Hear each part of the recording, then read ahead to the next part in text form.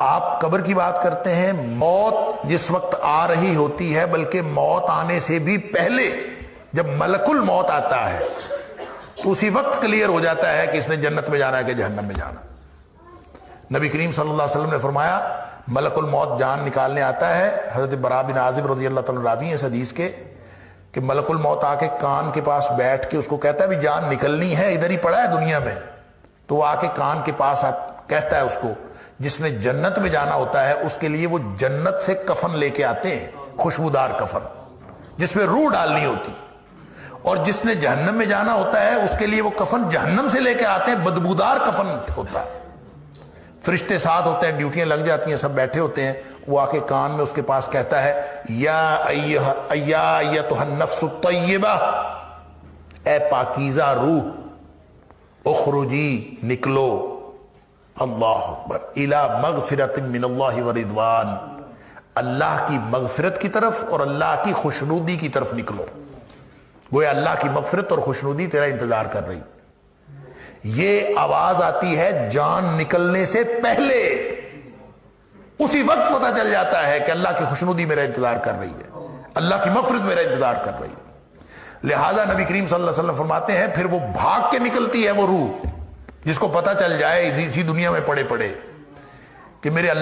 اللہ مجھ سے خوش ہے اور اللہ نے میری مغفرت فرما دی ہے۔ یہ مجدہ تو، یہ خوشخبری تو اسی وقت سنا دی جائے، فوراً نکلتی ہے، ایسے جیسے مشک پانی کی بھری ہوئی ہو، اس کا بند کھول دیا جائے اور یوں جیسے ایک دم پانی نکل جاتا ہے وہ نکل جاتی ہے آسانی سے، اور فرشتے اس کو جنتی کفن میں لے کے خوشبودار کفن میں لے جاتے ہیں۔ لمبی حدیث ہے، لیکن جو دوسرا کافر اور منافق ہے اس کے پاس وہ جہنم سے کفن لے کے آتے ہیں اور اس کے کان کے پاس آ کے کہتے ہیں یا ایتھا النفس الخبیثہ، اے ناپاک روح، اخرجی الی سخط من اللہ وغضب، نکلو اللہ کی ناراضگی اور اللہ کے غصے کی طرف، اللہ کی ناراضگی اور اللہ کا غصہ تیرا انتظار کر۔ جس کو اس دنیا میں پڑے ہوئے یہ پتہ چل جائے کہ میرے اللہ کی ناراضگی میرا انتظار کر رہی ہے، میرے اللہ کا غصہ میرا انتظار کر رہا ہے، تو وہ کیسے نکلے گی؟ تو نبی پاک صلی اللہ علیہ وسلم فرمایا فتفرق فی جسدہ، وہ پھر جسم کے اندر ہی چھپتی پھرتی ہے، باہر نہیں نکلتی، پھر اس فرشتے کھینچ کر نکالتے ہیں، اللہ اکبر۔ اور آپ نے مثال بیان فرمائی فینزعہ، پھر اس کو نکالتے ہیں کھینچ کر،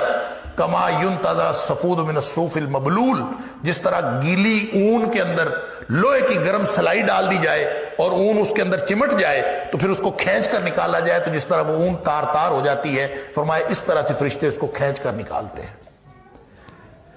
تو یہ تو اسی وقت پتہ چل جائے گا بھائی، آپ قبر کی بات کر رہے ہیں، یہ تو یہاں موت آتے وقت، موت کے وقت پتہ چل جائے گا کہ میں جنتی ہوں کہ جہنمی ہوں۔ اللہ اکبر، دیکھ رہے ہوئے موت ویسی ہے۔ تو یہ سارے مراحل اسی کے مطابق طے ہوں گے، اسی میں ایک مرحلہ اعمال نامے دیے جانے کا ہے اور اسی میں مرحلہ جو ہے وہ پھر جنت اور جہنم کی طرف چلے جانے کا ہے۔ یہ سارے مراحل ہیں لیکن سسپینس کہیں نہیں ہے۔ یہ کہنا کہ سسپینس ہے، سسپینس والی بات جو ہے وہ میں نے ازراہ تفنن کہا تھا کہ آپ نے خود ڈالی ہے، تو بات یہ ہے کہ سسپینس کوئی نہیں ہے، یہ تو شروع سے پتہ چل جائے گا، لیکن مراحل اسی طرح سے جاتے جائیں گے۔ اور جو اس کا مطلب یہ ہے کہ جو شخص اعمال نامہ بائیں ہاتھ میں جس کو ملے گا وہ اس وقت تک کوئی نہ کوئی توقع رکھے گا کہ شاید میرے اگلے حالات ٹھیک ہو جائے، ہو سکتا ہے ایسی بات ہو، اس لیے وہ دیکھتے ہی جو ہی اس کو اعمال نامہ ملے گا تو وہ کہے گا کہ یا لیتنی لم اوت کتابیہ، اے کاش مجھے اعمال نامہ دیا ہی نہ جاتا اور میں اس سے پہلے ہی مر جاتا، موت آئی تھی، موت کے بعد میں مجھے دوبارہ زندہ ہی نہ کیا جاتا۔ تو اس کا مطلب ہے وہ جو اگلا عذاب دیکھے گا اس کے مقابلے میں پچھلا عذاب تو کچھ بھی نہیں ہوگا، لہذا ہر مرحلے پر اس کو یہ توقع ہوگی شاید آگے حالات ٹھیک ہو جائے، لیکن اس کے حالات خراب سے خراب تر ہوتے چلے جائیں گے۔ یہ ویسے تو متشابہات ہیں، یہ اخروی حالات کیسے ہیں یہ اللہ کو معلوم ہے، لیکن جو معلوم ہوتی ہے، جو باتیں نبی پاک صلی اللہ علیہ وسلم نے بتائی ہیں وہ بس اتنی ہے۔ موت کے وقت بھی فرق ہوگا، کافر منافق کی موت اور ہے، مومن کی موت اور ہے، قبر میں بھی فرق ہوگا،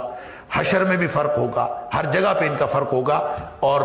اللہ تعالیٰ یہ ٹریک ہی گویا دونوں کا مختلف ہے، دارالامتحان سے جو ہی دارالجزا میں جائیں گے تو الگ الگ ٹریک پہ جاتے جائیں گے۔ اتنی بات نبی پاک صلی اللہ علیہ وسلم نے فرمائی ہے۔ البتہ کس کس مراحل میں کس کی کیفیت کیا ہوگی، کتنا سسپینس ہوگا، کتنا نہیں ہوگا، یہ اللہ جانتا ہے۔ ہماری یہ نہ سمجھنے کی باتیں ہیں، نہ سوچنے کی باتیں ہیں، نہ اس کے بارے میں غور کرنا چاہیے۔ اللہ تعالی ہم سب کو نیکی کے راستے پر، ایمان اور تقوی کے راستے پر چلائے، اور ان لوگوں میں سے بنائے جن کو دائیں ہاتھ میں اعمال نامہ ملے گا، اور جن کو آواز پڑے گی کان میں، یا ایتھا النفس الطیبہ، اے پاکیزہ روح نکلو، اللہ تعالیٰ کی مغفرت اور اللہ تعالیٰ کی خوشنودی تمہارا انتظار کر رہی ہے۔ اللہ تعالیٰ ہم سب کو ان میں سے بنائے۔